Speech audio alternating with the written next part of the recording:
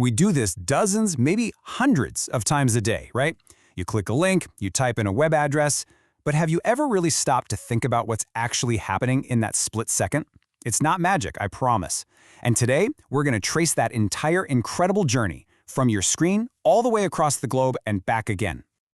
It really does feel instant, doesn't it? One moment you're staring at a search bar, the next, a whole world just appears on your screen. But behind that blink of an eye, there's this fascinating high-speed dance of technology. And in this explainer, we're going to break down every single step of that journey together. So to really get how all this works today, we actually need to rewind the clock a bit. We got to go back to the very beginning.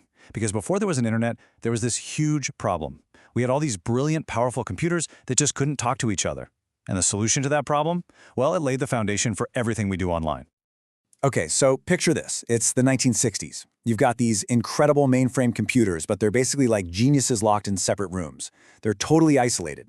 Researchers couldn't share data, they couldn't collaborate easily. So the US military's Advanced Research Projects Agency, or ARPA, came up with this, well, radical idea. What if we just connect them? And boom, by 1969, ARPANET was born. Now this is the part that's just genius, the core philosophy behind ARPANET. It was built with military resilience in mind. The big idea was, if one part of the network gets knocked out, messages could just find another route to their destination. There's no single point of failure.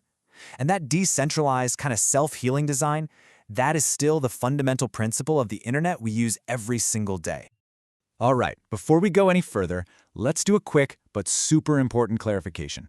People say internet and World Wide Web like they're the same thing all the time, but they're absolutely not. They're two very different but related things. Here's the easiest way to think about it. The internet is the highway system. It's all the physical stuff, the fiber optic cables, the satellites, the routers, the servers, all connected together globally. The World Wide Web, that's all the destinations you can actually visit using those highways. It's the websites, the articles, the videos. So the internet is the hardware, the web is the content living on it. Okay, so back to our journey. You've typed in a web address, you're ready to go. The very first challenge your computer has to solve is, where in the world am I sending this request? Your journey begins with your internet service provider, or ISP, the company you pay every month for your internet connection. Think of them as the on-ramp to that massive global highway system we just talked about. They're your entry point to the rest of the digital world. Now, once you're on that highway, every single device, your computer, your phone, and yes, the server hosting the website you want to visit has a unique address. It's called an IP address, and it's basically like a street address or a phone number for your computer.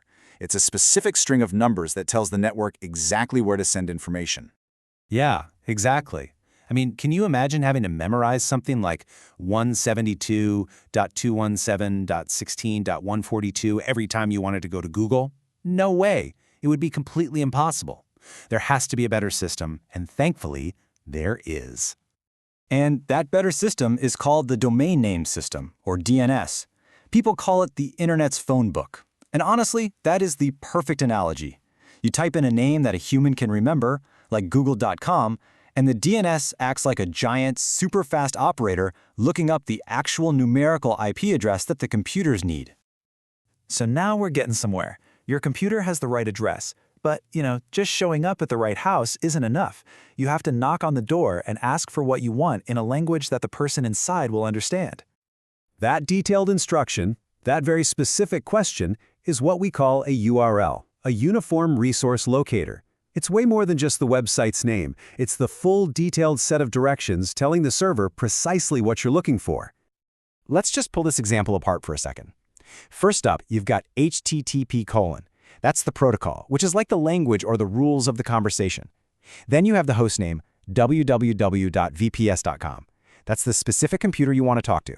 And finally, you have the file path, which points to the exact folder and file you want that computer to send you. So, the really important thing to get here is that protocols like HTTP are what make the web work for everyone. It's a shared set of grammar rules, this agreed-upon language that makes sure any web browser anywhere on Earth can have a clear conversation with any web server. We are so close. We're on the home stretch. Your browser knows the address, it's formed the perfect request using the right language, and now we get to the grand finale. Your request arrives, and all that good stuff from the website comes rushing back to you. So the web works on what's called the client-server model. which sounds complicated, but it's not. Your computer is the client. It sends that polite HTTP request out to the server's IP address. The server, which is really just a powerful computer whose job is to store and serve up website files, gets your request, says, "Ah, I know what you want," finds the right file, and sends it right back across the internet to you. But here's the thing. What your computer gets back isn't a pretty web page. Not yet. It's just raw code. HTML, CSS, JavaScript. And this is where your web browser, whether it's Chrome or Firefox or Safari, does its final, crucial job. It acts like a powerful translator, reading all that computer code and instantly assembling it into the beautiful, interactive web page you can actually see and use. And there you have it, the whole journey all happening faster than you can blink. You type the name, DNS finds the number, your browser sends a request using HTTP, the server sends the files back, and your browser builds the page. It's simple, it's elegant, and it's unbelievably fast. So let's end this right back where we started. The Internet's core DNA, its original design, is all about decentralization. It was built for survival.